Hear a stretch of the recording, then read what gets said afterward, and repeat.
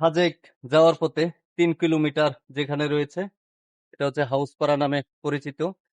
তো খাগড়াছড়ি ও দিঘিনালা থেকে সিএনজি ছাপারিতে ভ্রমণ করতে পারবেন, মহিলা পুরুষ এবং বাচ্চা কাচ্চা সহ মোটামুটি 5 জন 6 জন বহন করতে পারে সাজেকে।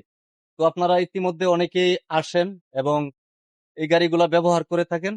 তো আজকে যেহেতু আমি নিজে আসলাম এই গাড়িতে করে, তো গাড়ির উপরে যেহেতু ছাদ না থাকাতে এত সুন্দর একটা ফিল পেয়েছি যা বলার মতো না। আপনাদেরকে ভিডিওগুলা দেওয়া হবে, দিলে অবশ্যই আপনারা দেখবেন। তো সাজেক রোডে সবচেয়ে বড় বিষয় হলো যে মানুষ আনন্দ করার জন্য আসে।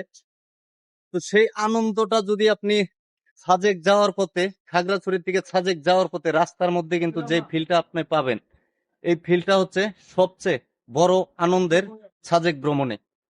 তো যে যেখান থেকেই দেখছেন সকলেই ভালো থাকবেন, সুস্থ থাকবেন।